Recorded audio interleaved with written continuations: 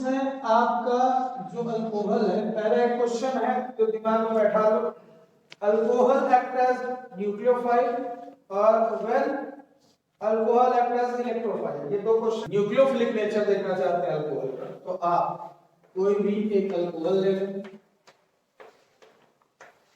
और उसको आप अटैक करा के दिखाएं किसी ऐसी स्पीशीज जिस पे पॉजिटिव चार्ज है, तो ये लोन पेयर जैसे इसको डोनेट करते हुए दिखाओ, यही है न्यूक्लियोफिलिक नेचर।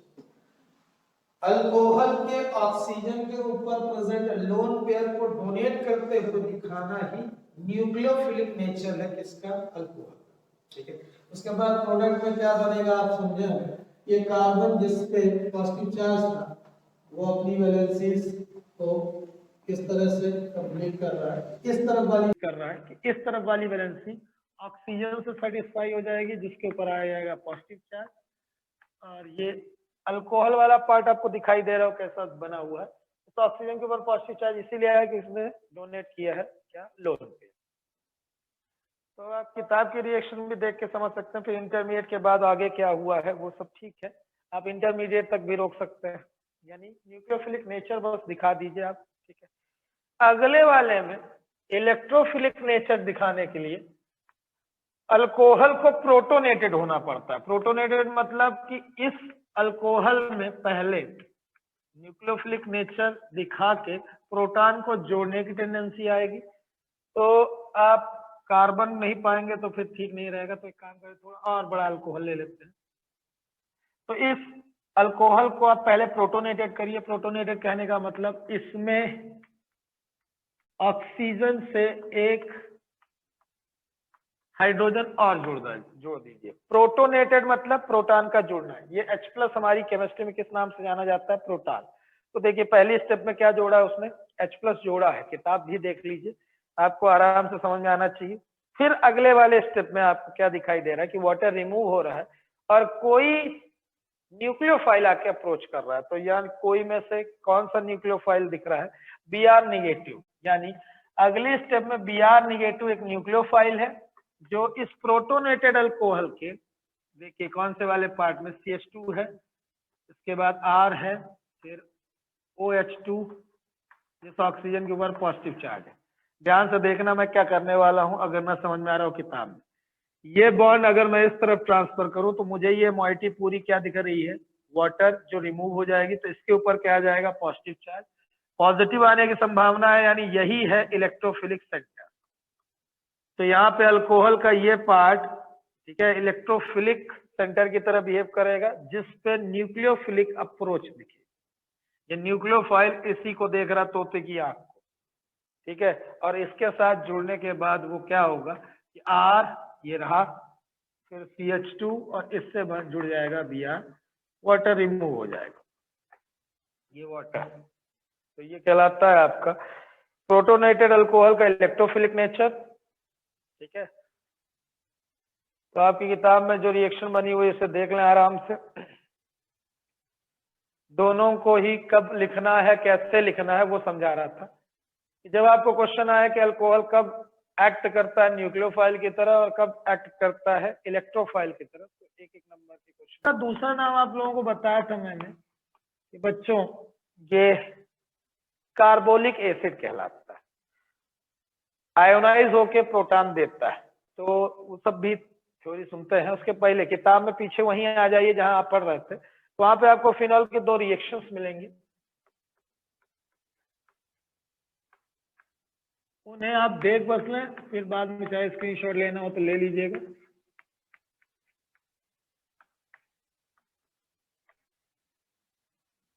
अब जिन्हें इतने में समझ में आया तो अच्छी बात है, किताब में देखने से आ गया हो अच्छी, बहुत अच्छी खबर।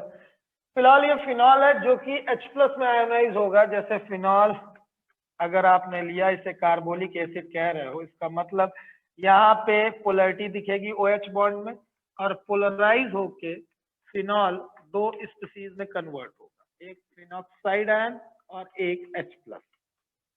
बच्चों H+ देना ही एसिडिक कैरेक्टर कहलाता है।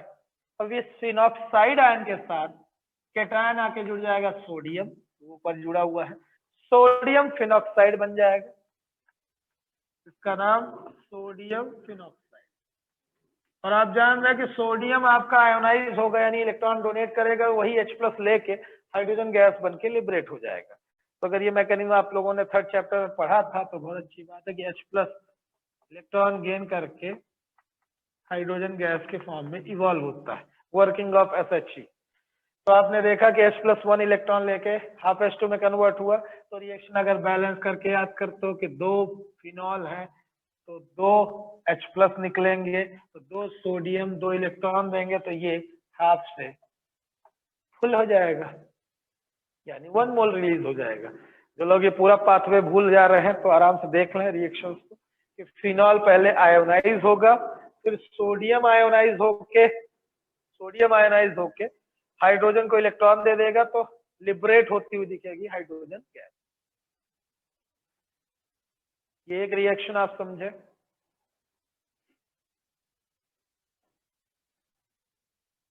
अब दूसरी रिएक्शन समझनी है तो उससे आसान है कि अगर आपने यहाँ पे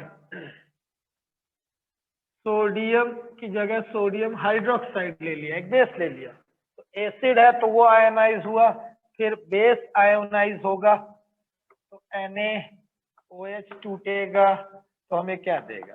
स्ट्रॉन्ग इलेक्ट्रोलाइट है सर, Na+ और OH नेगेटिव देगा, तो Na पॉजिटिव जाके इन भाई साहब से जुड़ जाएंगे तो सोडियम फिनॉक्साइड ही बनेगा, और जहाँ H+ और OH निकलते हैं तो वहां पे वाटर बनता है। तो फिर वही acid plus base gives salt and water, ये आपकी रिएक्शन ठीक है कहलाई न्यूट्रलाइजेशन। तो इन दोनों रिएक्शन से क्या प्रूफ हुआ कि फिनॉल के अंदर एसिडिक नेचर होता है।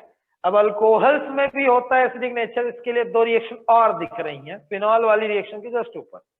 अब यहाँ पे इसलिए नहीं लिख रहा हूँ मैं क्योंकि वो 14 के आंसर्स में नहीं आएंगी, तो इसलिए आप पहले देख लें उन दोनों रिएक्शन को। एक आपको दिख रही है ROH प्लस सोडियम लेके वो RO नेगेटिव Na पॉजिटिव बना रहा है, चलिए लिख दे रहा हूं मैं, बाकी समझिएगा इससे। ROH यानी अल्कोहल है, जैसे ही सोडियम जैसी रिएक्टिव मेटल पाता है सेम काम कर रहा है कि आप एल्कोक्साइड आयन बनाइए सोडियम के साथ, सोडियम एल्कोक्साइड बनेगा और कौन सी गैस निकलेगी? हाइड्रोजन। तो मेटल अगर किसी सबस्टेंस से रिएक्ट करके हाइड्रोजन गैस लिबरेट कर रही है, इसका मतलब उसका नेचर आप बोल सकते हैं। तो दो substances which react with metal to liberate hydrogen gas are said to be acidic, ये कहा जा सकता है, आपके ऊपर है।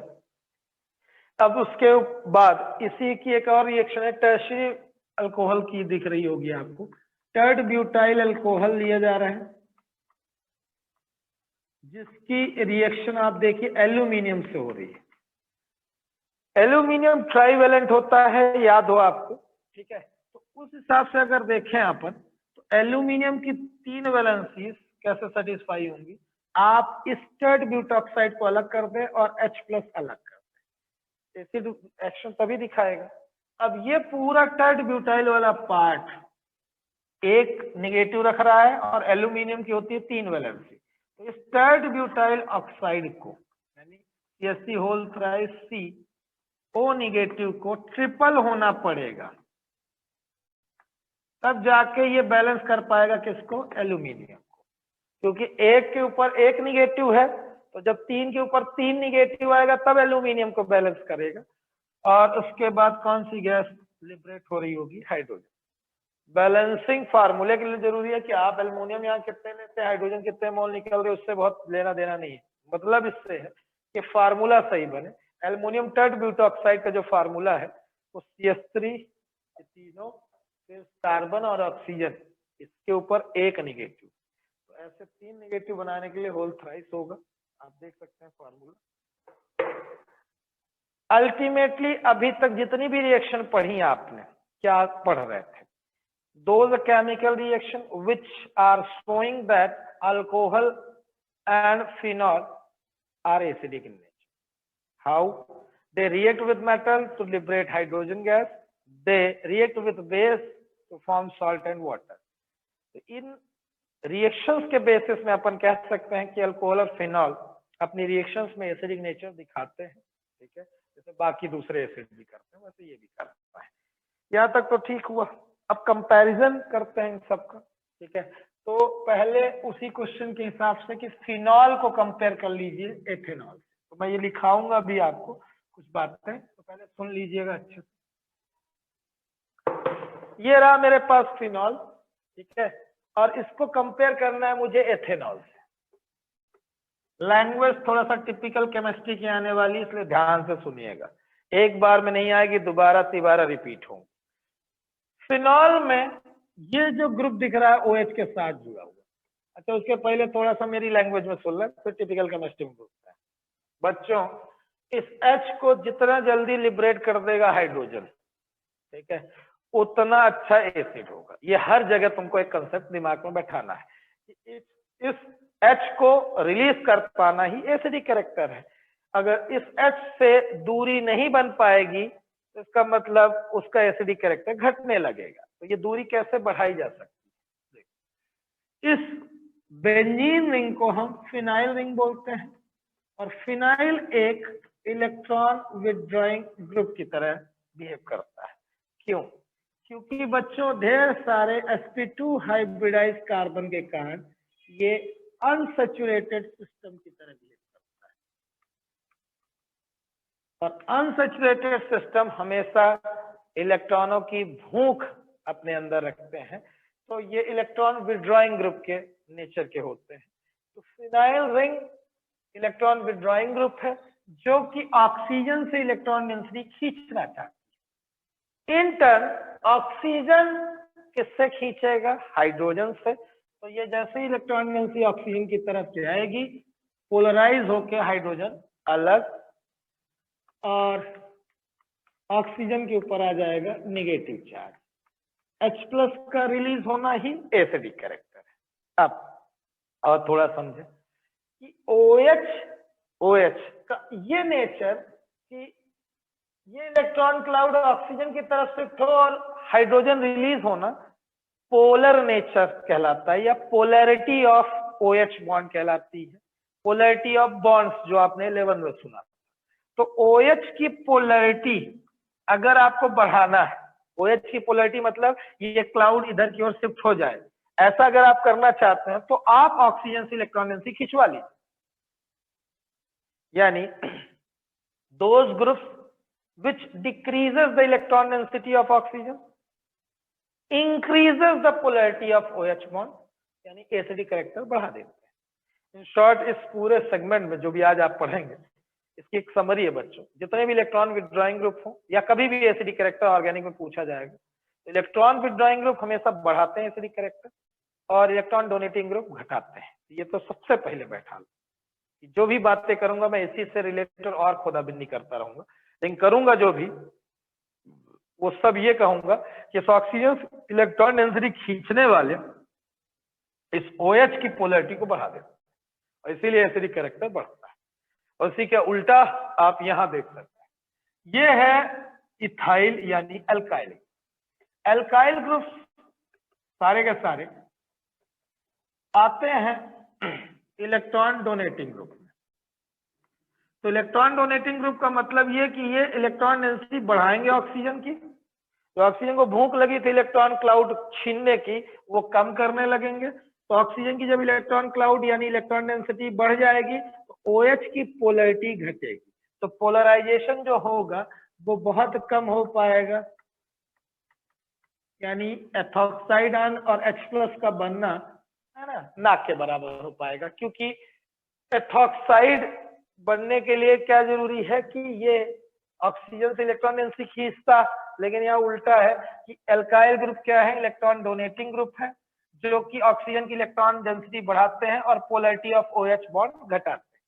तो ये जो लैंग्वेज है उसे अच्छे समझे रहिए। Electron withdrawing group decreases the electronic density of oxygen atom which increases the polarity of OH bond, hence acidic character increases। तो आपको मैं लिखाता हूं, पहले ये सुनते रहे। एक रीजन ये था, यानी इलेक्ट्रॉन डोनेटिंग और विथड्रॉइंग नेचर, ठीक है। इस कारण से फिनॉल ज्यादा एसिडिक होंगे किससे? एथेनॉल। एक रीजन। दूसरा रीजन, बड़ा रीजन है, इसलिए अच्छे से समझ लीजिए, फिर दोनों को लिखाते हैं। बच्चों ये जो फिनॉक्साइड आयन बन रहा है पोलराइजेशन के बाद, रिवर्सिबल नेचर के, हम दोनों तरफ देखें तो किसमें प्रोडक्ट ज्यादा बनेगा ये समझना है। मान लीजिए दोनों इक्विलिब्रियम अटेन करें, वैसे भी ऑर्गेनिक कंपाउंड जितने भी होते हैं वीक इलेक्ट्रोलाइट, अगर उनको पोलराइजेशन का मौका दिया जाए तो हमेशा बहुत less number of ions produce करते हैं और इक्विलिब्रियम अटेन करते हैं। वीक इलेक्ट्रोलाइट और स्ट्रॉन्ग इलेक्ट्रोलाइट में सबसे बड़ा डिफरेंस यही होता है। स्ट्रॉन्ग इलेक्ट्रोलाइट मतलब जैसे ही आप उन्हें आयनाइजेशन का मौका दोगे कंप्लीटली आयनाइज हो जाएंगे, सारे आयंस में सेपरेट हो जाएंगे, ये है स्ट्रॉन्ग इलेक्ट्रोलाइट। वीक के साथ दिक्कत क्या है, पोलराइजेशन का मौका दिया, मीडिया दे दिया, सब कुछ ठीक है, लेकिन वो आयंस प्रोड्यूस भी करेंगे तो कम ही करेंगे, बहुत सारे इंटैक्ट बने रहेंगे, जैसे वो आयनिक मतलब जैसे वो कंपाउंड एसोसिएटेड फॉर्म में थे वैसे ही बने रहेंगे, डिसोसिएशन कम दिखाते हैं। डिसोसिएशन कम दिखाना ही उनके कौन से नेचर को बताता है, वीक इलेक्ट्रोलाइटिक। अब दोनों ही वीक में आते हैं क्योंकि ऑर्गेनिक है, ठीक है। अब इसमें भी अगर हम अंदर चलें, एक तो वीक है ही, आयोनाइजेशन कम ही कर रहे हैं, इसमें फिर ज्यादा कौन करेगा और कम कौन करेगा, इसमें बातें हो रही। एक तो ये इक्विलिब्रियम का साइन क्यों बना है दोनों रिएक्शन, ये समझाने के लिए मैं अभी बात कर रहा था कि इसमें भी इक्विलिब्रियम वाला साइन बना है, उसमें भी बना है, मतलब रिएक्शन रिवर्सिबल है दोनों, क्यों, तो रीजन वीक इलेक्ट्रोलाइट। अब आयोनाइजेशन ऊपर वाले में ज्यादा होगा कि नीचे वाले में, ये समझना है कि उसमें ज्यादा आयंस प्रोड्यूस होंगे कि इसमें ज्यादा आयंस प्रोड्यूस होंगे, ये समझना हो दूसरे रीजन में। तो बच्चों ऐसा है कि आयोनाइजेशन होने के बाद ये बने रहे, रिवर्स ना हो, तो इसके लिए इनका स्टेबल होना जरूरी है, इनका स्टेबल होना जरूरी है। तो जो प्रोडक्ट बन रहे हैं उन पे पर्टिकुलर आप देखें तो डिफरेंस कहाँ है, H+H+ में कोई डिफरेंस नहीं, डिफरेंस है एक फिनॉक्साइड है और एक इथॉक्साइड है। इनमें जो ज्यादा स्टेबल होगा इसका मतलब उसमें प्रोडक्ट ज्यादा बनेगा। तो यहाँ रीजनिंग ये है, phenoxide ions are more stable than ethoxide. Reason due to resonance. Resonance stability का सबसे बड़ा टूल है। तो बच्चों फिनॉक्साइड आयन के पास 5 रेजोनेटिंग स्ट्रक्चर जिन्हें वो बना के स्टेबल हो जाता है, और इथॉक्साइड गरीब, एक भी रेजोनेटिंग स्ट्रक्चर नहीं उसके पास, यही अकेला एक ही लुईस डॉट स्ट्रक्चर है जिसमें इतना स्ट्रॉन्ग बेसिक कैरेक्टर आ जाता है इस अल्काइल ग्रुप की प्रेजेंस में कि ये सारे हाइड्रोक्साइड से भी ऊपर चला जाता है। यानी जिनके पीएच की वैल्यू आपने 14 याद की थी NaOH KOH, उनसे भी स्ट्रॉन्ग बेस होता है एथॉक्साइड आयन। एथॉक्साइड आयन बहुत स्ट्रॉन्ग बेस में आता है, जिसकी टेंडेंसी है कि जल्दी से H+ लेके फिर मैं रिवर्ट बैक हो जाऊं, तो ये यहाँ रह ही नहीं पाता है, मतलब एथॉक्साइड आयन जल्दी से इस H+ को लेगा फिर रिवर्स हो जाएगा। तो ये जितना जल्दी इधर की ओर आएगा इसका मतलब H+ का अमाउंट उतना ही डिक्रीज होता जाएगा, H+ कम तो एसिडिक कैरेक्टर का है। तो यहाँ पे आप देखिए कि इधर आने के बाद स्टेबिलिटी कैसे करके पा रहा है फिनॉक्साइड आयन, और जबकि एथॉक्साइड आयन उल्टा आने के लिए बिल्कुल टेंडेंसी रखा हुआ है। क्वेश्चन नंबर 14 कराया मैंने, उसमें मैं एसिडिक कैरेक्टर कंपेयर कर रहा हूँ दो स्पीसीज का, फिनॉल और एथेनॉल का, एक एरोमेटिक अल्कोहल और एक एलिफेटिक। एरोमेटिक वाले ज्यादा सुपीरियर, क्योंकि एथेनॉल का दूसरा नाम आपने नहीं सुना है, लेकिन फिनॉल का कार्बोलिक एसिड सुना है, तो इससे भी याद रह जाएगा कि फिनॉल ज्यादा एसिडिक होता है एथेनॉल, ठीक है। एक अब उसी की रीजनिंग लिख रहे थे आप, ऐसा क्यों है, तो ये रीजनिंग जो आई है वो बड़ी काम की है। वो ये कि इलेक्ट्रॉन विड्रॉइंग ग्रुप हमेशा एसिडिक कैरेक्टर बढ़ाएगा। ये समरी अपने दिमाग में बैठा लीजिए, अलग से कहीं से पेंसिल में लिख लीजिए, इलेक्ट्रॉन विड्रॉइंग ग्रुप जब भी आएगा हमारी ऑर्गेनिक में वो एसिडिक कैरेक्टर बढ़ाएगा ही, और जहां भी इलेक्ट्रॉन डोनेटिंग ग्रुप आ जाएगा वो घटा देगा। इलेक्ट्रॉन विड्रॉइंग और डोनेटिंग क्या होते हैं वो आपको ऑर्गेनिक में शुरुआत में ही बेसिक बता दिया गया है, ठीक है, तो उन्हें याद रखिए, ठीक है। ये रिक्वेस्ट है कि अगर ऑर्गेनिक के कंसेप्ट रीजनिंग आपको बनने हैं तो। अब क्वेश्चन नंबर 15 में चलते हैं। तो क्वेश्चन नंबर 15 हमको ये भी एक क्वेश्चन किए रहिए, तो क्वेश्चन अपने निपटे रहे, फिर हम किताब की बातें करते रहेंगे। उसमें कहता है कि आर्थोनाइट्रोफिनॉल ज्यादा एसिडिक होता है आर्थोमिथॉक्सीफिनॉल से, तो साहब अपन फिनॉल तो बना लें पहले। अब फिनॉल जो रेजोनेंस करता है, अगर आपको याद हो कि वो आर्थो पैरा डायरेक्टिंग ग्रुप है, तो इलेक्ट्रॉनिक डेंसिटी कहाँ पे बढ़ाएगा, आर्थो पे और पैरा पे, तो अगर कोई भी इफेक्ट देखना हो फिनॉल के साथ तो आर्थो और पैरा ग्रुप में ही दिखेगा। तो मैं आर्थो पे मिथॉक्सी एक बार जोड़ रहा हूँ, ठीक है, और एक बार नाइट्रो ग्रुप जोड़ रहा हूँ। ऐसा स्ट्रक्चर इसलिए बना दिया हूँ कि अगर आप स्ट्रक्चर बना देते हैं तो यानी इसका ये मतलब कि उसे ये समझ में आएगा एग्जामिनर को कि आपको कुछ तो आता है, फिर कुछ के बाद बहुत कुछ बताने के लिए आपको एरोज लेने हो। वो एरोज ये है कि फिनॉल से इलेक्ट्रॉनिक डेंसिटी बेंजीन की ओर जा रही है, उस आई हुई इलेक्ट्रॉन डेंसिटी को अपनी तरफ यूटिलाइज करने का, है ना, दम है नाइट्रो ग्रुप के पास, क्योंकि ये है इलेक्ट्रॉन विथड्रॉइंग। तो ये भाई साहब है इलेक्ट्रॉन विथड्रॉइंग ग्रुप। तो मतलब आई हुई इलेक्ट्रॉन डेंसिटी को अपनी तरफ ले जाने का, है ना, दारोमदार कौन ले लेंगे, नाइट्रो। तो इलेक्ट्रॉनिक डेंसिटी कम होने लगेगी बेंजीन की, नाइट्रो खींचने लगेंगे। तो बेंजीन इंटर्न किससे खींचेंगे, ऑक्सीजन से। तो ऑक्सीजन तो उस गरीब के साथ जुड़े हैं जिसे वो हमेशा लात मार के भगाते रहते हैं, दैट इज हाइड्रोजन, ठीक है। तो हाइड्रोजन गरीब निकल लेगा, हाइड्रोजन का निकलना ही हम चाह रहे हैं एसिडिक कैरेक्टर के लिए, तो H+ निकलना ज्यादा से ज्यादा दिखेगा हम इसके। जबकि यहाँ पे भाई साहब जुड़े हैं इलेक्ट्रॉन डोनेटिंग ग्रुप जिनका नाम है मेथॉक्सी। ये दे देंगे बेंजीन को, तो बेंजीन क्या करे, तो पटक देगी ऑक्सीजन के ऊपर। अब ऑक्सीजन जाने, तो ऑक्सीजन जानेगा नहीं, ऑक्सीजन धर लेगा क्योंकि मोर इलेक्ट्रोनिगेटिव एटम है तो रखेगा, लेकिन वो H+ से फिर नहीं छीनेगा। जब मुझे मिल गई है इलेक्ट्रॉन डेंसिटी, अब यहाँ तक खा लिए तो अब खाना दोगे तो मतलब, ठीक है। तो ऑक्सीजन की इलेक्ट्रॉनिक डेंसिटी बढ़ाने का काम कौन किया, इलेक्ट्रॉन डोनेटिंग ग्रुप बेंजीन को, बेंजीन दे दिया ऑक्सीजन को, ऑक्सीजन नहीं लेगा हाइड्रोजन, तो हाइड्रोजन से नहीं लेगा तो H+ रिलीज ना, ठीक है। तो इलेक्ट्रॉन डोनेटिंग ग्रुप जो अभी आपने लिखा कि वो इंक्रीज करते हैं acidic character, electron donating group decrease करते हैं। इन शॉर्ट अगर समझना हो तो इस OH की पोलरिटी घटाने बढ़ाने से याद रखो, OH की पोलरिटी बढ़ा देने वाले इलेक्ट्रॉन विथड्रॉइंग ग्रुप, OH की पोलरिटी घटा देने वाले इलेक्ट्रॉन डोनेटिंग। ये और शॉर्ट में लाइनें हो गई कि पोलरिटी बढ़ा देते हैं इलेक्ट्रॉन विथड्रॉइंग ग्रुप और डोनेटिंग ग्रुप घटा देते हैं OH की पोलरिटी। तो ये था आपका 2 क्वेश्चन और आज की क्लास। अब आगे थोड़ा सा और खुद, अब आते हैं हम 3 तरीके का अल्कोहल जो हमारे पास है, एक प्राइमरी है, एक सेकेंडरी है और एक टर्शियरी। इनमें इंक्रीजिंग डिक्रीजिंग ऑर्डर समझ लें। तो प्राइमरी अल्कोहल सबसे ज्यादा एसिडिक होते हैं इन तीनों में, ठीक है, सबसे कम टर्शियरी, ठीक है, बीच में आता है सेकेंडरी। ऐसा क्यों, तो अगर यहाँ पे ध्यान दें, एक कार्बन जिससे OH जिसे एसिडिक कैरेक्टर दिखाना ही है, वो 3 अल्काइल ग्रुप से जुड़े रहे। ये इलेक्ट्रॉन रिलीजिंग ग्रुप 3 दिख रहा है जो इंक्रीज करेंगे इलेक्ट्रॉन डेंसिटी कार्बन की, इंटर्न ऑक्सीजन की, तो डिक्रीज करेगी पोलरिटी ऑफ OH बॉन्ड। फिर उसके बाद सेकेंडरी में केवल 2 ही आपको अल्काइल ग्रुप दिखेंगे जो इलेक्ट्रॉन रिलीजिंग कैरेक्टर दिखा पाएंगे, तो इससे कम इलेक्ट्रॉन डेंसिटी बढ़ेगी, यानी थोड़ी बहुत का पोलरिटी बची रहेगी। इससे ज्यादा पोलरिटी OH बॉन्ड की बची रह जाएगी एक एल्किल ग्रुप बस होने के कारण, प्राइमरी अल्कोहल। तो प्राइमरी, सेकेंडरी और टर्शियरी अल्कोहल आप पहचानते हैं, तो CH2OH, CHOH और COH आपको बताया था मैंने पहचान की तरह कि अल्काइल ग्रुप ज्यादा से ज्यादा इलेक्ट्रॉन डोनेटिंग नेचर दिखाएंगे, तो इसे हम इंडक्टिव इफेक्ट भी बोलते थे पिछले साल। तो इंडक्टिव इफेक्ट है बड़ा कारण, या इलेक्ट्रॉन डोनेटिंग नेचर या रिलीजिंग नेचर इस ऑर्डर का।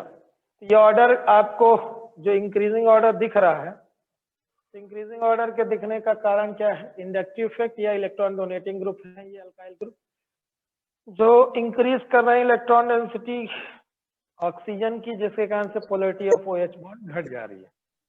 उसके बाद आते हैं हम अल्कोहल को कंपेयर करते हैं वाटर।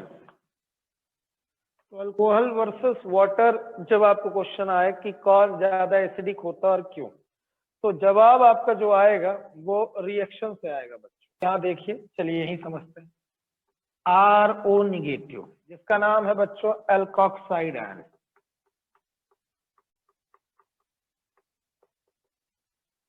और अगर ये वाटर से रिएक्शन करे तो रिएक्शन के बाद बनेगा ROH और साथ में बनेगा OH निगेटिव। यहाँ ये अल्कोहल है और आप लोग उसे हाइड्रोक्साइड और इसे वाटर जानते हो। इनऑर्गेनिक है इसलिए नाम नहीं लिखे हैं, लेकिन इनके सभी के नेचर समझना है। पहली बात तो ये बच्चों, ये एरो सबसे बड़ा क्वेश्चन पार्ट। आपको ये एरो केवल फॉरवर्ड में दिख रहा है, बैकवर्ड नहीं आ रहा है, ठीक है। इसका मतलब कि जो इधर होंगे वो स्ट्रांग होंगे, इससे रिएक्शन करके उधर बना रहे हैं, उधर जो बन रहे हैं वो वीक होंगे, इस कारण से रिवर्ट बैक नहीं हो रहे। तो अगर आप ये एरो का मतलब समझे तो, क्योंकि रिएक्शन अगर रिवर्सिबल होती मतलब दोनों तरफ ठीक ठाक बन रहे हैं। रिवर्सिबल नेचर इसीलिए आ जा रहा है कि जितना इधर पोलराइजेशन और सारी रिएक्शन की एबिलिटी, उतनी ही रिएक्शन की एबिलिटी उधर भी रह रही है। लेकिन मैंने कहा ये इरिवर्सिबल साइन या केवल फॉरवर्ड डायरेक्शन का साइन ये इंडिकेट कर रहा है इधर वाले इतने रिएक्टिव नहीं बन रहे हैं जितने इधर वाले हैं। तो रिएक्टेंट में जो भी स्पीशीज प्रेजेंट है उनके बारे में बात करते हैं थोड़ा सा बच्चों। एल्कोक्साइड आयन बेटर बेस होते हैं, are better bases than, better base है यहाँ पर एक लिख रहा हूं, देन हाइड्रोक्साइड आयन। काम की लाइन 1 मिली, ठीक है। तो उसको समझने के लिए आप थोड़ा सा पिछले साल का एक कंसेप्ट समझते हैं, ब्रॉन्स्टेड एसिड बेस कंसेप्ट। उसने हमें क्या समझाया था कि कोई भी अगर प्रोटॉन एक्सेप्ट कर रहा है, यानी H प्लस यहां से निकालिए और इसके साथ जोड़िए, तो ये बेस कहलाएगा, और जो H प्लस दे रहा है उसे acid. Bronsted Lowry concept, proton donor acid होता है, प्रोटॉन एक्सेप्टर बेस होता है। और इसी थ्योरी का अगला पार्ट था कि हर बेस एक कंजुगेट एसिड बनाता है और हर एसिड एक कंजुगेट बेस बनाता है। जिन्हें ये टर्म भूल गई हूं उनके लिए एक बार थोड़ा सा फिर से सुन लीजिएगा बच्चों। कंजुगेट एसिड बेस पेयर जो होते हैं उनमें एक H प्लस का डिफरेंस होता है। तो मैं फिलहाल यहाँ पे अगर कहूँ RO निगेटिव और ROH में अगर आप देखें, यानी अल्कोक्साइड आयन और अल्कोहल में कितने का डिफरेंस दिख रहा है आपको, एक H प्लस का। इसमें एक H प्लस जोड़ दिया जाए तो अल्कोहल बन जाएगा और अल्कोहल से एक H प्लस निकाल दिया जाए तो अल्कोक्साइड आयन आ जाएगा। यानी इन दोनों के बीच में आपको कितने का डिफरेंस दिख रहा है, H प्लस का। ऐसे ही वाटर में देखिए, वाटर में H2O और OH निगेटिव में आपको एक H प्लस का डिफरेंस दिखेगा कि अगर H प्लस जोड़ दो तो वाटर बन जाएगा OH निगेटिव से, और अगर H2O से H प्लस निकाल दूं तो OH निगेटिव बन जाएगा। कहने का मतलब ऐसे पेयर ऑफ स्पीशीज जिनके बीच में H प्लस का डिफरेंस हो उन्हें कंजुगेट एसिड बेस बोलते हैं। तो ये दो स्पीशीज अच्छे से अगर एग्जांपल आपको समझ में आ रहा है तो वही इस रिएक्शन में क्या कि इस बेस का ये रहा कंजुगेट एसिड। अगर alkoxide ion H plus accept कर लेंगे तो जो स्पीशीज बनाएंगे, ठीक है, तो वो कंजुगेट एसिड कहलाएगी, क्योंकि अगली बार अगर H प्लस इससे निकालें तो वो फिर इसमें रिवर्ट बैक हो जाएगा। और ऐसे ही वाटर और हाइड्रोक्साइड आयन को देखो तो ये कंजुगेट एसिड बेस दिख रहा है। तो किसको एसिड कहना है किसको बेस, तो आगे रिएक्टिव नेचर वाले जो हैं उनको देखो। तो ये प्रोटॉन एक्सेप्ट कर रहा है इसका मतलब बेस होगा, और ये प्रोटॉन रिलीज कर रहा है इस कारण से ये एसिड कहलाएगा। एसिड और बेस की डेफिनेशन दिमाग में रहे कि एसिड वो होते हैं जो H प्लस यानी प्रोटॉन डोनेट करते हैं, और बेस वो होते हैं जो H प्लस एक्सेप्ट करते हैं।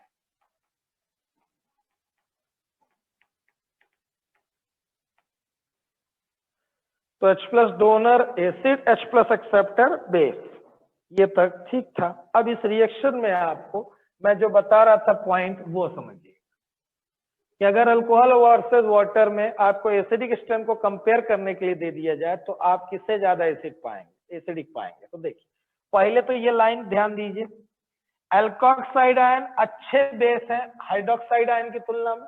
इसका मतलब ये है कि एल्कोक्साइड आयन बहुत जल्दी H प्लस को लेंगे और अल्कोहल में कन्वर्ट हो जाएंगे, इसके कंपैरिजन में हाइड्रोक्साइड के।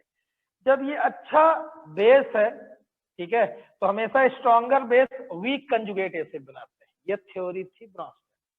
ब्रॉन्स्टेड थ्योरी कहती है कि हर एक स्ट्रॉन्ग बेस अपना वीक कंजुगेट एसिड बनाता है। तो अगर स्ट्रॉन्गर बेस है तो वो वीक कंजुगेट एसिड बनाएगा, मतलब ये फर्दर आयोनाइज होकर रिवर्ट बैक नहीं हो पाएगा।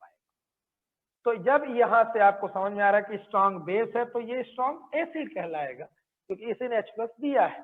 ठीक है, तो यहां से एक लाइन ये याद रखनी है, ये रिएक्शन और अगला fact, strong bases have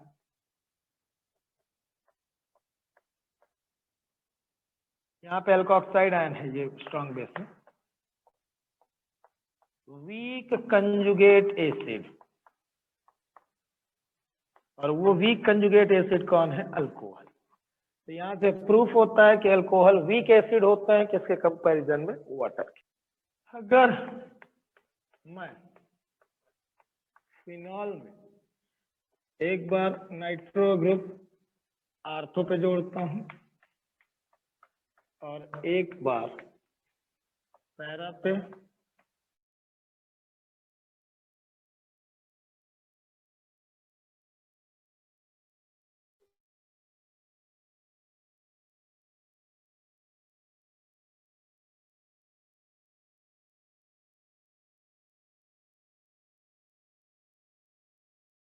part से कंपेयर कर चुके हैं। प्राइमरी सेकेंडरी टर्शियरी में सबसे अच्छा था प्राइमरी यानी एथेनॉल से ही आप कंपेयर करके इसे आगे पा चुके हैं। ठीक है, तो अगर ऑर्डर पूरा बताऊंगा तो बताऊंगा ही लास्ट में, उसके बाद दिमाग में भी बैठते चले तो टर्शियरी सबसे वीक, फिर टर्शियरी से अच्छा सेकेंडरी, सेकेंडरी से अच्छा प्राइमरी, प्राइमरी से अच्छा वाटर, जो भी आपके पास, वाटर से भी अच्छा फिनॉल। अब फिनॉल में अगर इलेक्ट्रॉन विथड्रॉइंग ग्रुप जुड़े, कौन से फीचर्स को भी समझा रहा हूँ, जब इलेक्ट्रॉन विथड्रॉइंग ग्रुप जुड़ेंगे तो एसिड रिएक्शन को बढ़ाएंगे, ये बात प्रैक्टिकल भी आपने सुना। इलेक्ट्रॉन विथड्रॉइंग ग्रुप स्टेबलाइज करते हैं फिनॉक्साइड आयन को, जो लैंग्वेज मैंने कल बताई आपको। फिनॉक्साइड आयन जो रेजोनेंस क्रिएट करते हैं, रेजोनेंस में 5 स्ट्रक्चर जो आपको बनाने के लिए कल बोला था, उन 5 स्ट्रक्चर में आप देख रहे होंगे फिनॉक्साइड आयन स्टेबलाइज हो रहा है अपने नेगेटिव चार्ज को डिस्पर्स करके बेंजीन रिंग के अंदर, जिससे नेगेटिव नहीं दिखेगा तो H+ नहीं जुड़ेगा और रिवर्स रिएक्शन कम हो जाएगी, यानी आयोनाइजेशन बढ़ जाता है। ये बातें टिपिकल केमिस्ट्री की चल रही हैं, तो जो लोग बीच में नींद आ जाए तो उसे किताब पढ़ लेंगे। ठीक है, फिलहाल जिन्हें समझना और अच्छे से तो ध्यान रखिएगा, यहाँ ये मेटा जो नाइट्रो है इन दोनों से कम एसिडिक होगा, ये क्वेश्चन। ये ऑर्डर लगाने के लिए इन 4 को दिया जाए तो मैं सबसे पहले मैं ये लगाऊंगा फिनॉल, तो इसलिए फिनॉल लगाऊंगा क्योंकि इसमें ना बढ़ाने वाला ना घटाने वाला, तो ये कांस्टेंट रहेगा। इसके बाद मैं लगाऊंगा मेटा नाइट्रोफिनॉल, तो उसका कारण समझ लीजिए तो आपको बातें समझ में आएगी। सर ये नाइट्रो ग्रुप बढ़ाएगा जरूर, लेकिन जब ये उस पोजीशन पे आएगा जहां पे रेजोनेंस के थ्रू हाइड्रोक्साइड, ये OH यानी अल्कोहल ग्रुप बढ़ाता है इलेक्ट्रॉन डेंसिटी, तब ना इलेक्ट्रॉन विथड्रॉइंग इफेक्ट दिखा पाएगा। यहाँ केवल अपना नेचर ये दिखा पा रहा है, उसकी कोई मदद OH नहीं करेगा। जैसे OH अगर अपना रेजोनेंस करे तो आर्थो पैरा और आर्थो पे वो बढ़ाता है इलेक्ट्रॉन डेंसिटी, तो अगर इन्हीं पोजीशंस पे नाइट्रो ग्रुप रहे तो उसे मदद मिल जाती है इलेक्ट्रॉन डेंसिटी खींचने में, जो बढ़ी इलेक्ट्रॉन डेंसिटी बेंजीन की उसे अपनी तरफ खींच लेने में मदद मिल जाती है जब वो आर्थो या पैरा पोजीशन पे रहता है। यहाँ पे रहने पे उसको केवल अपने तरीके से बढ़ाना पड़ता है, यानी अपना पूरा विथड्रॉइंग इफेक्ट, मतलब ये नाइट्रो ग्रुप खुद की रेजोनेंस क्रिएट करता है, कोई OH है उसको रेजोनेंस में फायदा नहीं देता है, ये अपना नेगेटिव चार्ज इधर लेके आता है, फिर बेंजीन का खींचता है। यानी यहाँ पे नाइट्रो ग्रुप अपना इलेक्ट्रॉन विथड्रॉइंग ग्रुप लेके, ठीक है, OH की पोलैरिटी को बढ़ाता है, तो इसको सारा दारोमदार इसी के ऊपर रहता है, इसी को मेहनत करनी पड़ती है। लेकिन जब वो आर्थो और पैरा पे रहता है तो उसकी मदद कर देता है OH कि बेटा तुम विड्रॉ करना ही चाहते हो तो मैं बढ़ा के दे देता हूँ, तो जहां पे तुम जुड़े वहीं से निकाल लो, और यहाँ पे खुद के एक्शन के थ्रू करता है। कहने का मतलब कि आर्थो पैरा डायरेक्टिंग ग्रुप होते हैं ये OH, जो आपने रेजोनेंस में देखा हो, जिस पेज में आप हो, तो आर्थो पैरा डायरेक्टिंग ग्रुप है ये। इसका मतलब ये कि इलेक्ट्रॉन डेंसिटी ये कहाँ पे बढ़ाएंगे? आर्थो पे और पैरा पे। तो जहां पे बढ़ाएं और वहीं पे जुड़ा हो इलेक्ट्रॉन विड्रॉइंग ग्रुप तो मस्त इफेक्ट मिलेगा, यानी ज्यादा प्रोनाउंस्ड इफेक्ट मिलेगा। लेकिन अगर वो उन पोजीशंस को छोड़ के अगर जुड़ा है मेटा पे तो उसका इफेक्ट कम हो जाएगा, क्योंकि वो वहां पे सारी मेहनत इसी की हो। कहने का मतलब ये कि फिनॉल से स्टिल ये ज्यादा एसिडिक होगा, मानता हूं इस बात को, क्योंकि इसका अपना ही तो खुद इफेक्ट है, तो वो डालेगा और बेंजीन की इलेक्ट्रॉन डेंसिटी कम करेगा, लेकिन यहाँ पे उसकी मदद करेगा OH। ठीक है, तो कुल मिला के आपके दिमाग में ये बैठे कि नाइट्रो ग्रुप या कोई भी इलेक्ट्रॉन विड्रॉइंग ग्रुप अगर मेटा पोजीशन पे जुड़ेगा, ठीक है, तो वो एसिडिक कैरेक्टर बढ़ाएगा, लेकिन वो और बेहतर बढ़ा पाएगा अगर वो आर्थो और पैरा पे जुड़ेगा। ठीक, तो ये ऑर्डर आपके दिमाग में बैठे कि मेटा डायरेक्टिंग नहीं है ये OH, इसलिए मेटा वाला एक्शन दिखाएगा लेकिन आर्थो और पैरा से कम। ठीक है, उसके बाद अब आते हैं इलेक्ट्रॉन डोनेटिंग ग्रुप। तो जैसे फिनॉल में कोई भी इलेक्ट्रॉन डोनेटिंग ग्रुप जुड़ता है, जैसे मिथाइल जोड़ देते हैं, कहाँ जोड़ रहा हूं मैं? पैरा पे, और एक बार मेटा पे, केवल मेटा का समझ लीजिए। इन दोनों पे आपको दिक्कतें आएंगी, दिक्कतें कोई नहीं आएंगी अगर आप एक बार समझ लेते हैं तो। कल आपने सुना कि इलेक्ट्रॉन डोनेटिंग ग्रुप डिक्रीज करते हैं एसिडिक कैरेक्टर, डिक्रीज करते हैं। अब मैं कहूं कि ये ज्यादा एसिडिक होगा कि ये ज्यादा एसिडिक होगा, ये कह रहा हूं कि पैरा आइसोमर कि मेटा आइसोमर, तो मैं कह रहा हूं ये तो डिक्रीज कर रहे हैं, तो बेहतर डिक्रीज आपको कहां देखने को मिलेगी? सर जब ये पैरा पे होंगे, तो मतलब सबसे वीक एसिडिक एक्शन है ना इनमें किसका होगा? जब मेथाइल पैरा या आर्थो पे होगा, और उससे थोड़े एसिडिक है ना बने रह जाएंगे मेटा वाले, क्योंकि इलेक्ट्रॉन डोनेटिंग ग्रुप भी कहाँ जुड़े? आर्थो और पैरा पोजीशन पे, तब अपना जो असर है वो अच्छा डाल सकते हैं। अब वो असर अच्छा होना मतलब यहाँ पे उनका एक्शन क्या है? सर यहाँ असर उनका ये है कि वो डिक्रीज कर रहे हैं एसिडिक स्ट्रेंथ। तो एसिडिक स्ट्रेंथ कहाँ पे अच्छे से डिक्रीज करेंगे? जब वो आर्थो और पैरा पोजीशन पे होंगे, और अगर वो मेटा पे है तो वो डिक्रीज उनकी कम हो जाएगी, मतलब वो एसिडिक रिएक्टर घटाते घटाते थोड़ा कम ही घटा पाएंगे, उससे कहीं ज्यादा घटा देंगे आर्थो और पैरा वाले। मतलब ये इन दोनों में ज्यादा एसिडिक बचा रह जाएगा, कौन सा वाला? मेटा वाला। हाँ ये बात याद रहे कि फिनॉल से अभी पीछे ही है, क्योंकि देखो फिनॉल में कोई सब्स्टिट्यूएंट दूसरा नहीं है, तो इसमें अगर डोनेटिंग ग्रुप जुड़ेंगे तो घट जाएगी उनकी एसिडिक स्ट्रेंथ। ठीक, और विड्रॉइंग ग्रुप जुड़ेंगे तो इसकी एसिडिक स्ट्रेंथ बढ़ जाएगी, तो ये हमेशा बीच में आएगा। ठीक है, बीच में कहने का मतलब इन दोनों से आगे रहेगा एसिडिक कैरेक्टर में, ठीक है, इन तीनों से पीछे रहेगा। तो अब तुम बारीकी से टेबल देखो। बारीकी से टेबल देखने का मतलब ये कि इस पेज नंबर को मैं बता दूं और टेबल में से आपको क्या देखना है वो समझ। तो टेबल के जस्ट बगल में लिखा हुआ है greater the pK value weaker the acid, से डब्बे में डाल दीजिए, छोटे छोटे लेटर्स में लिखा है। ठीक है, डब्बे में डालने के बाद अब उसमें जितने आपको लगे हुए हैं उनमें एक चीज और डालिए, थोड़ा सा ये किताब में लिखा ही नहीं है, जहाँ एथेनॉल लिखा है बच्चों, ठीक है, पैराक्रिसॉल और एथेनॉल के बीच में वाटर डाल दीजिए। वाटर के pKw की वैल्यू आप लिख लीजिए 14 होती है। वैल्यू याद नहीं करनी कोई सी, जिसे अरेंज कर पाओ, तो ये टेबल देखते देखते पूरा अरेंजमेंट अगर कर लिया जाए स्ट्रक्चर वाइज तो बेहतर होगा।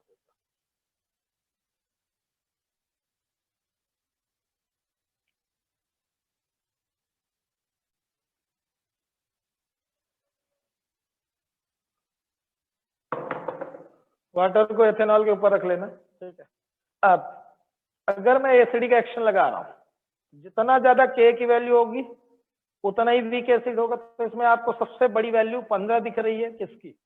एथेनॉल की, यानी सबसे पहले आ जाएगा सबसे weak acid ethanol. Increasing order में लगा रहा हूं मैं, increasing order of acidic strength लगा रहा हूं। ठीक है, ये नहीं कर रहा हूं कि मैं पीके के हिसाब से लगा रहा हूं ना, पीके के हिसाब से इंक्रीजिंग ऑर्डर लगाऊंगा मतलब decreasing order of acidic strength लगाऊंगा। तो मैं अभी फिलहाल किसके हिसाब से लगा रहा हूं? पीके के हिसाब से एसिडिक स्ट्रेंथ लिख दूंगा, increasing order of acidic character या स्ट्रेंथ। ठीक है। तो इसमें आपको सबसे पहले एथेनॉल मिला। एथेनॉल के बाद अब आप देखें 3 वैल्यूज दिख रही हैं, 10.2 10.2 यानी पैरा वाली कमजोर है, यानी बढ़ गई वैल्यू 10.2 10.2, और 10.1 है मेटाक्रिस्टॉल की। तो मैं आर्थो क्रिस्टॉल और पैरा क्रिस्टॉल को एक साथ रखूं, क्योंकि एक साथ ही पूछे जाएंगे, इनमें से कोई एक पूछा जाएगा, दोनों नहीं पूछे जाएंगे। टेबल के हिसाब से लगाए रहूं, इसलिए कि इनसे ज्यादा एसिडिक आपको मेटा वाला मिलेगा, ये याद रखने के। यानी कंसेप्ट इतने में है बच्चों कि यानी क्रिस्टॉल का मतलब ये कि बेंजीन में जब CH3 जुड़ेगा फिनॉल के साथ, तो ये CH3 जब आर्थो और पैरा पोजीशन पे रहेगा तो डिक्रीज ज्यादा लाएगा एसिडिक कैरेक्टर में, इससे ज्यादा एसिडिक बन जाएगा मेटाक्रिस्टॉल वाला जो यहाँ है। उसके बाद आएगा फिनॉल, है ना।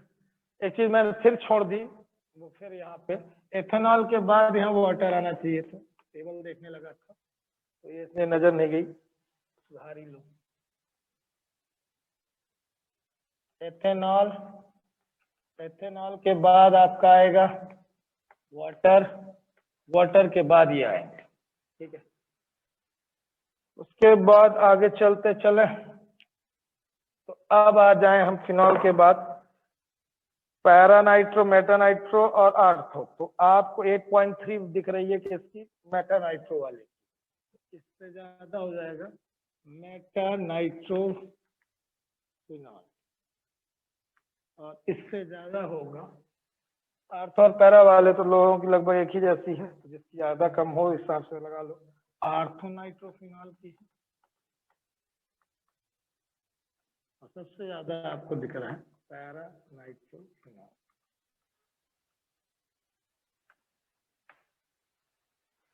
तो इनमें से कोई सा भी ऑर्डर में पूछे आपसे, ठीक है, तो लगा के दिखा दीजिए उसको। इसी में आपको सभी के स्ट्रक्चर बनाने हैं और पीके के हिसाब से लगा देना है ना। तो जैसे आज का मान लीजिए एक छोटा सा होमवर्क हो जाए, इन्हीं सबको आपको इंक्रीजिंग ऑर्डर ऑफ पीके के हिसाब से लगाना है विथ स्ट्रक्चर। यानी मैंने स्ट्रक्चर नहीं बनाया है क्योंकि स्ट्रक्चर इतने बार तो समझा दिया मैंने। नाइट्रो वाला जान रहे हो, आर्थो मेटा पैरा पे जोड़ना है, और क्रिस्टॉल जब वर्ड आ रहा है तो CH3 जोड़ना है, ठीक है। कहाँ जोड़ना है, कैसे जोड़ना है वो समझाया। बात ये कह रहा हूं मैं कि यही लैंग्वेज में ना लेके स्ट्रक्चर में करिए। स्ट्रक्चर में करते समय आप इंक्रीजिंग ऑर्डर पीके का लगाइएगा, लिख लीजिए। इंक्रीजिंग ऑर्डर ऑफ पीके लगाना है आपको, ठीक है। वैल्यूज नहीं देखनी है, ठीक है, यही आप देख लीजिए, क्योंकि आपको वैल्यूज नहीं आएंगे ना आपसे, ना वैल्यू के आधार पे पूछेगा भी। वो आपसे पूछेगा कि आप पीके लगा दीजिए, स्ट्रक्चर मतलब वो फार्मूले दे देगा, आप पहले उनके स्ट्रक्चर बनाइए और देखिए कौन ज्यादा एसिडिक होगा और कौन कम।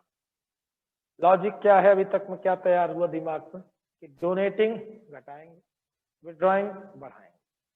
तो कहाँ पे सबसे बेहतर बढ़ाएंगे, जब वो आर्थो और पैरा पे रहेंगे, और उतना नहीं बढ़ा पाएंगे जब वो मेटा पे रहेंगे। ऐसे ही एसिडिक स्ट्रेंथ घटेगी डोनेटिंग ग्रुप से कारण, तो जब वो आर्थो और पैरा पे रहेंगे तो सबसे ज्यादा घटाएंगे, और अगर वो मेटा पे रहे तो उतना नहीं घटा पाएंगे। ऐसा दिमाग में चलता रहे, और बीच में ला देना कौन को, फिनॉल को। तो अगर आपको दिखाई दे रहा है कि यहाँ पे डोनेटिंग वाले आए हैं, फिर फिनॉल आया है, फिर विड्रॉइंग वाले आए हैं, लॉजिक इतना।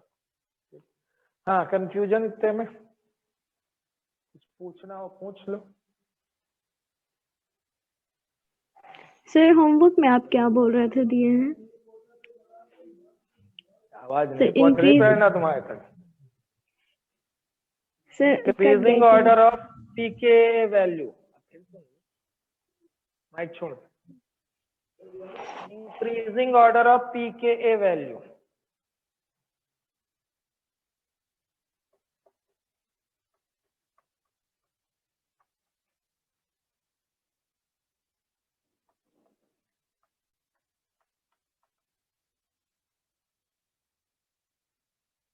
ठीक है।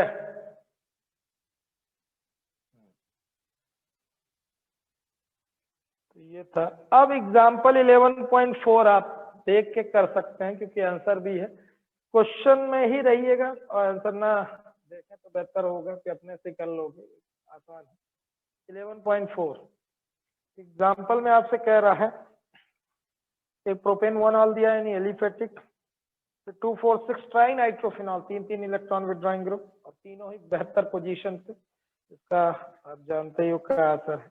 3 nitrophenol 1 electron withdrawing group, 3 5 dinitro मतलब 2 फिनॉल और 4 मिथाइल फिनॉल। तो बच्चों आपको सबसे पहले है ना बिल्कुल नेग्लिजिबल रोल वाले यानी एलिफेटिक को पकड़ लेना है, इंक्रीजिंग लगाना है, हाँ इंक्रीजिंग, प्रोपेन 1 वाला आ जाएगा क्योंकि एलिफेटिक, ठीक है। फिर उसके बाद जो घटाने वाले हैं उनको लो, तो घटाने वाला एक ही है 4 मिथाइल फिनॉल, फिर न घटाना न बढ़ाना, बीच में आ जाएगा फिनॉल, और फिर इसके बाद जितने ज्यादा विड्रॉइंग ग्रुप उतना ज्यादा आपका एसिडिक कैरेक्टर, तो 3 नाइट्रोफिनॉल, फिर 3 5 डाइनाइट्रोफिनॉल, फिर 2 4 6 ट्राई नाइट्रोफिनॉल, यानी सबसे ज्यादा आ रहा होगा समझ में, आसान। तो अब है एसिडिफिकेशन वाला जो सेगमेंट है उसे डिटेल में आप लोग अगले चैप्टर में पढ़ेंगे, यहाँ चिरकुट टाइप का है, एक स्ट्रक्चर है बच्चों, उसे निकाल लो बस। अगले पेज में देखो एस्प्रिन कहीं लिखा है, स्टाइल सैलिसिलिक एसिड, वो रिएक्शन आपको समझा दूं, वही बस लिखे रही, ठीक है। बाकी एस्टिफिकेशन का पूरा बड़ा सा मैकेनिज्म है 5 स्टेप वाला, मतलब इतना बड़ा कि ऑर्गेनिक में सबसे बड़े मैकेनिज्म में आएगा, तो वहाँ डिटेल में पढ़ना ही है, तो यहाँ से सरदर्द ना पालें अपन, ठीक है, वही पालेंगे। तो फिलहाल मैं एस्प्रिन बना रहा हूँ, वो गोली जो सरदर्द में बड़े काम आती है, ठीक है, NSAID में आती है, सरदर्द हुआ डिस्प्रिन की गोली खा लेते हैं लोगों, तो वही डिस्प्रिन में जो दवाई होती है एस्प्रिन, वो क्या है कैसे बनता है। तो बेंजीन में OH ग्रुप का होना और साथ में COOH का, 2 हाइड्रोक्सी बेंजोइक एसिड, ये IUPAC नेम है, और कॉमन नेम में इसे सैलिसिलिक एसिड, तो यही वाला नाम क्यों लिखा उसका कारण समझ में आ रहा होगा, इसे याद करना पड़ेगा, ठीक है। अब इसकी रिएक्शन एस्टिक एनहाइड्राइड से हो रही, इसका स्ट्रक्चर ध्यान से देखना क्योंकि ये 2-3 बार आएगा और एमीन चैप्टर तक चलेगा, तो ये एनहाइड्राइड जितने भी होते हैं इनके स्ट्रक्चर समझे रही, ये है बच्चों एसिटिक एनहाइड्राइड, और यही बार बार आता है, इसलिए इसी को अच्छे से है ना समझ लीजिए कि हर बार ये रिएक्शन यही काम करेगा जो अभी करा रहा हूँ। तो कम से कम 2 जगहों पे तो बहुत जरूरी है ये, एक है एस्टाइलेशन के नाम से मैकेनिज्म रहेगा, ठीक है, और एक जब आप बायोमोलिक्यूल में केमिकल रिएक्शंस पढ़ेंगे, 6 केमिकल रिएक्शंस, उनमें से एक ये है, तो 2 जगह बड़े काम का है, इसलिए ध्यान से सुनो। तो ये एस्टिक एनहाइड्राइड इसे कंडेंस करके वो दबी में ऐसा लिख देता है CH3CO होल ट्वाइस O, तो एस्टिक एनहाइड्राइड का ये हो गया क्लोज्ड फार्मूला टाइप का, और ये ओपन चेन। तो इस ओपन चेन स्ट्रक्चर में अगर आपको कहीं दिख रहा हो ऑक्सीजन, तो कुछ काम करिए, एक बॉन्ड क्लीव करके उसी की तरफ दे दीजिए, यानी CO बॉन्ड में से कोई एक बॉन्ड क्लीव करके आप किसकी तरफ दे दीजिए, ये दिख रहा हो एरो ऑक्सीजन के ऊपर, तो ये जैसे ही बॉन्ड हटेगा तो इसके ऊपर पॉजिटिव चार्ज कार्बन के ऊपर, और ऑक्सीजन के ऊपर क्या आ जाएगा निगेटिव चार्ज। जो लोग मुझे ध्यान से सुन नहीं रहे ध्यान दे लीजिए, मैंने कहा ये बॉन्ड क्लीव करके आपने दे दिया, ये पसंद आ रहा तो ये वाला दे दो, वो पसंद आ रहा तो कोई एक बॉन्ड देना है, जैसे ही दे दोगे तो यहाँ पॉजिटिव चार्ज आ जाएगा और यहाँ निगेटिव, तो मैं ये दिखाऊंगा नहीं, ये आपके स्क्रिप्ट में समझ में आना चाहिए। और ये बॉन्ड लौटा दो ऑक्सीजन की तरफ, तो यहाँ से आएगा H+, यहाँ देखो फिनॉल में से H+ यहाँ से निकलेगा और इस O निगेटिव के साथ जुड़ जाएगा, तो अगर मैं प्रोडक्ट की बात करूं माइनर वाले की, तो ये CH3COO यहाँ से एनहाइड्राइड से मिला और H यहाँ से मिल गया, तो ये हो गया एसिटिक एसिड, यानी मैं इतनी चीजें एक साथ में दे रहा हूँ। अब ये बना तो दे रहा हूँ एरो, लेकिन बनाना नहीं चाहिए था, इससे आपको समझ में आना चाहिए पतले से। तो एसिटिक एसिड यहाँ से भाई साहब निकल लिए। अब ये स्टाइल पार्ट आके ऑक्सीजन से जुड़ गया क्योंकि इस कार्बन के ऊपर पॉजिटिव चार्ज, तो सैलिसिलिक एसिड जिसमें COH पहले से था और यहाँ O बचा था, इस O से आके ये COCH2 जुड़ गया,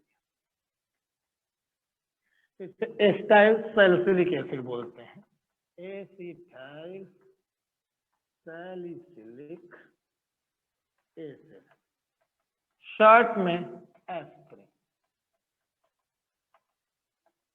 ये एक नॉन नार्कोटिक एनाल्जेसिक। लैब में डिस्टिंग्विश करना हो कि मुझे जो गिवन है वो कौन सा अल्कोहल है, प्राइमरी है, सेकेंडरी है या टर्शरी। क्यों बच्चों ऐसा क्या है इनमें और क्यों टेस्ट पढ़ रहे हैं वो कारण समझिए।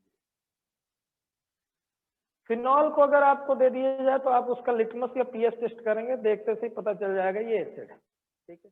तो अल्कोहल में आपको 4 चीजें दे दी गई, प्राइमरी, सेकेंडरी, टर्शरी और फिनॉल दे दिया गया। तो फिनॉल का टेस्ट होते हुए टाइम नहीं लगता, सब में आपने पीएच पेपर डाल दिया, जिसमें कलर चेंज आ गया, मतलब वो फिनॉल है, किनारे करो इसको। अब बचे ये 3 फोकस, प्राइमरी, सेकेंडरी और टर्शरी, ठीक है। तो इन टेस्ट ट्यूब में हमको नहीं बताया गया बेटा कौन सा प्राइमरी है, कौन सा सेकेंडरी, कौन सा टर्शरी। तीनों को सूंघोगे एक ही टाइप का बन जाएगा, ना हो पाएगा कि हम सूंघ के बता दें सर हमने सूंघा है बहुत, ना हो पाएगा। सूंघने से नहीं बता पाएगा कि प्राइमरी है कि सेकेंडरी है कि टर्शरी। तो सर क्या करें, ल्यूकास टेस्ट परफॉर्म करिए, ठीक है, या फिर विक्टर मेयर मेथड। तो ये कैसे है, टेस्ट ट्यूब में तीनों रखे हुए हैं, रिएजेंट डालने पड़ते हैं। HCl ZnCl2 आपको एक मिक्सचर बनाना है, Lucas reagent, hydrogen chloride, ZnCl2, ये 2 चीज मिक्स करने के बाद आप तीनों में डालिए। तीनों में डालने के बाद टेस्ट ट्यूब में इमीडिएट जिसमें रिएक्शन हो, मतलब कंफर्म है वो टेस्ट SN1 पाथवे होता है। कुल मिला के अभी आप जो लैंग्वेज बोल रहा हूँ उस पर ध्यान दीजिएगा। इमीडिएट रिएक्शन हुई, प्रूफ टर्बिडिटी होने लगेगी, यानी वो कलरलेस सोल्यूशन ब्लड होने लगेगा, उसमें जैसे लगेगा कि आटा उटा डाल दिए, चाक पाउडर डाल दिए, पूरा ब्लड हो जाएगा, टर्बिडिटी, धुंधला होने लगेगा, कंफर्म हो टर्शरी। अगर कुछ देर बाद 5 मिनट बाद लगभग रिएक्शन होती है, ठीक है, तब ये है सेकेंडरी, यानी रखे रखे थोड़ा सा वेट करना पड़ा, हाँ अब हो रही है रिएक्शन, हाँ ये सेकेंडरी। और रिएक्शन होगा ही नहीं कि कलरलेस सोल्यूशन, कोई अंतर नहीं आया, तो रूम टेम्परेचर में होगा ही नहीं करेगी रिएक्शन, क्योंकि वो प्राइमरी था, ठीक है। तो ये एक पहचान है प्राइमरी, सेकेंडरी और टर्शियरी के लिए ल्यूकास टेस्ट के थ्रू। तो अल्कोहल्स में डिहाइड्रेशन कैसा टॉपिक है जिसमें कि आपको मैकेनिज्म भी है और आप सीधे सीधे डिहाइड्रेशन करने वाली हाफ रिएक्शंस भी जाने, प्रेजेंस भी जाने। जैसे अगर किसी आप अल्कोहल को ले रहे हैं, जैसे सबसे है ना, अल्कोहल आप ले लें इथेनॉल। इथेनॉल ही क्यों लिया सर, मेथेनॉल क्यों नहीं लिया? रीजन बच्चों उसमें बीटा हाइड्रोजन होना चाहिए, क्योंकि अपन कराने वाले हैं डिहाइड्रेशन यानी बीटा एलिमिनेशन। बीटा एलिमिनेशन यानी जिसके लिए मुझे बीटा कार्बन और बीटा हाइड्रोजन की जरूरत पड़ेगी। डिहाइड्रेशन वर्ड से समझ में आ रहा हो कि रिमूवल होगा वाटर का, ठीक है। तो वो कार्बन जिससे फंक्शनल ग्रुप जुड़ा है उसे अल्फा बोलोगे, उसके बाद वाले कार्बन को आप बीटा बोलोगे, ठीक है। तो आपको क्या करना है कि अल्फा से OH और बीटा से हाइड्रोजन रिमूव करके सीधे एल्कीन बनाना है, क्योंकि आपको पता है पिछले चैप्टर से कि बीटा एलिमिनेशन का प्रोडक्ट हमेशा एल्कीन बनता है। तो इस हिसाब से आप एसिड की प्रेजेंस में अगर हीट करते हैं पर्टिकुलर 443 केल्विन, याद रखिए एथेनॉल के लिए, तो ये एथेनॉल है। एथेनॉल के डिहाइड्रेशन के बाद हमेशा इथीन फॉर्म होता है, यानी मैंने अल्फा से OH और बीटा से हाइड्रोजन को अगर रिमूव किया है तो यहाँ से HOH यानी वाटर रिमूव हो गया है और यहाँ से रिफॉर्म हुआ है डबल बॉन्ड, ठीक है। तो ये रहा इथीन। इसी तरह से आपको मैकेनिज्म भी इसी का पूछेगा, तो वो हम क्वेश्चन करते हैं उसके पहले। ऐसे ही अगर आपके पास सेकेंडरी अल्कोहल हो, यानी जैसा हमने लिया प्रोपेन 2ऑल, तो आपको पता है कि CH से जुड़े OH को अपन सेकेंडरी अल्कोहल में रखते हैं, तो ये रहा प्रोपेन 2ऑल। प्रोपेन 2ऑल को आप 85% H3PO4 एट 440 केल्विन टेम्परेचर यहाँ पे याद रखने हैं आपको। जैसे हीट करेंगे इस एसिड की प्रेजेंस में तो ये डिहाइड्रेट होगा। फिर आप देख लें कि अल्फा कार्बन ये है जिससे OH जुड़ा है, बीटा चाहे आप ये वाला लें चाहे ये वाला, ठीक है, और हाइड्रोजन रिमूव कर दें तो H और OH रिमूव होने के बाद आपको प्रोडक्ट में मिलेगा प्रोटीन। याद ये रहे, डिहाइड्रेशन या बीटा एलिमिनेशन का प्रोडक्ट हमेशा एल्कीन बनता है। अब अपन टर्शियरी अल्कोहल लेते हैं। टर्शियरी अल्कोहल में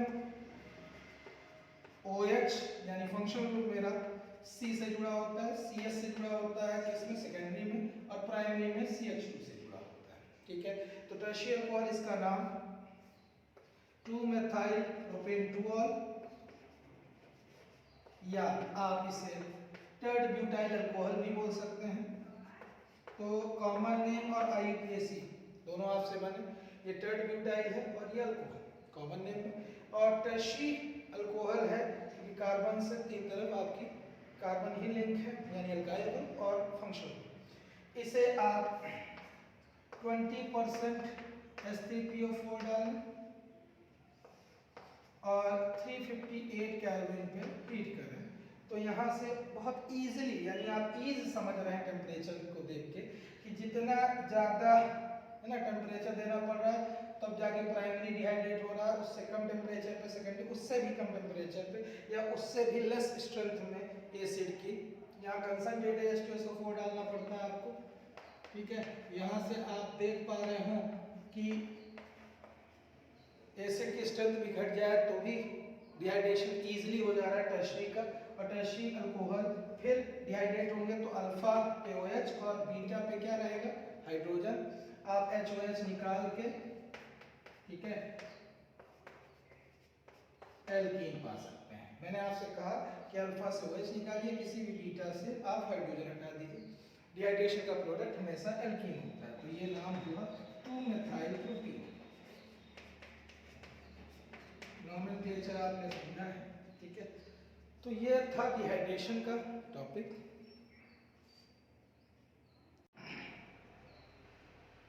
सो ऑर्डर ऑफ, है ना, रिएक्टिविटी टुवर्ड्स डिहाइड्रेशन अगर आपसे पूछा जाए तो सबसे ईज के साथ डिहाइड्रेशन दिखाते हैं tertiary alcohol, then secondary, then primary. ठीक है, तो ऑर्डर अगर लगाने के लिए आपको आ जाता है तो आप ये बताएंगे। अब अगर क्वेश्चन आता है कि आप कन्वर्ट करिए एथेनॉल से इथीन और write the mechanism of dehydration of ethanol to ethene, ये आपके एक्सरसाइज में क्वेश्चन नंबर 11.19 मिलेगा, उसके आंसर की बात करेगा। तो पहले तो एक जनरल इक्वेशन जिससे आपको याद रहे कि एथेनॉल लिया अपन और उससे कंसंट्रेटेड H2SO4 443 केल्विन टेम्परेचर पे अपन इथीन में कन्वर्ट करते हुए पा रहे हैं। ठीक है, तो डिहाइड्रेशन का मतलब वाटर का रिमूवल। तो इस पूरे मैकेनिज्म में आपको पता हो कि मैकेनिज्म में रिमूवल कोई भी चीज हो यानी इलेक्ट्रॉन शिफ्ट दिखाते हैं, एरोस का बड़ा इंपॉर्टेंस है, स्टेप्स होती हैं सर्टेन। तो अगर मैकेनिज्म लिखना स्टार्ट करूं मैं, तो मैकेनिज्म में पहली स्टेप 1 प्रोटोनेशन। प्रोटोनेशन यानी एसिड के प्रेजेंस में हो रही है रिएक्शन। तो आप अल्कोहल लीजिए, उसके OH में आप इलेक्ट्रॉन को रिप्रेजेंट करिए बचे हुए लोन पे और सभी हाइड्रोजन को एक्सपोज करिए। अब H+ जो एसिड से मिला है, जो यहाँ पे कैटलिस्ट का रोल प्ले कर रहा है, लोन पेयर डोनेट करके ऑक्सीजन, ये एरोहेड समझ में आना चाहिए, आप इस प्रोटॉन को इस अल्कोहल से जोड़ो। पहली स्टेप, तो यहाँ ऑक्सीजन से एक हाइड्रोजन और आके जुड़ जाएगा, तो इस ऑक्सीजन के ऊपर क्या आ जाएगा, पॉजिटिव चार्ज। पॉजिटिव चार्ज इसलिए क्योंकि ये लोन पेयर डोनेट हो रहा है और प्रोटॉन का जुड़ना प्रोटोनेशन कहलाएगा। सेकेंड स्टेप में आप डिहाइड्रेशन करके दिखाइए। मैकेनिज्म की अच्छी चीज ये है बच्चों कि जो प्रोडक्ट बनता है वही अगले स्टेप का रिएक्टेंट हुआ करता है। तो रिमूवल ऑफ वाटर, तो वाटर रिमूव करते हुए दिखाइए कि ये जो हमें प्रोटोनेटेड अल्कोहल मिला था उसके इस ऑक्सीजन के ऊपर पॉजिटिव चार्ज था। अब ये CO बॉन्ड क्लीव करिए आप, CO बॉन्ड क्लीव करके जब ऑक्सीजन को देंगे आप तो यहाँ पे पॉजिटिव चार्ज आएगा यानी कार्बोकेटायन फॉर्म होगा। यानी कार्बन के ऊपर आ जाएगा पॉजिटिव चार्ज और रिमूव हो जाएगा वाटर। और ध्यान से देखिए ये लोन पेयर फिर से लौट आया है, तो ऑक्सीजन के पास ये लोन पेयर लौट आएगा। ठीक है, थर्ड स्टेप में आप जो प्रोडक्ट है, फिर से वही प्रोडक्ट हमारे रिएक्टेंट का काम करेगा और उससे वो H+ लौटाना होगा जिसको आपने एसिड से लिया था। तो इसलिए यहाँ पे डीप्रोटोनेशन शॉर्ट में अगर अपन ने लिखा या रिमूवल ऑफ प्रोटॉन, क्योंकि वो प्रोटॉन एसिड का बच्चों लौटाना पड़ेगा उसे। तो ये कार्बन जो बीटा है और अल्फा जिसके ऊपर पॉजिटिव चार्ज आ चुका है, तो ये आप जानते हैं कि हाइपर कंजुगेशन के थ्रू एक CS सिग्मा बॉन्ड ट्रांसफर होगा, यहाँ से H+ रिलीज हो जाएगा और यहाँ डबल बॉन्ड फॉर्म हो जाएगा। तो डीप्रोटोनेशन के दौरान आप बीटा के एक किसी हाइड्रोजन को ट्रांसफर कर दीजिएगा और CS sigma bond pi bond में कन्वर्ट हो जाएगा और ये H+ रिलीज। तो ये था कन्वर्जन। ठीक है, डिहाइड्रेशन था एथेनॉल का इथीन में। इस मैकेनिज्म में 3 स्टेप आए, एक प्रोटोनेशन, एक डिहाइड्रेशन यानी रिमूवल ऑफ वाटर और तीसरा डीप्रोटोनेशन जिसमें आप प्रोटॉन को रिलीज कर रहे थे क्योंकि वो एसिड कैटालिस्ट था।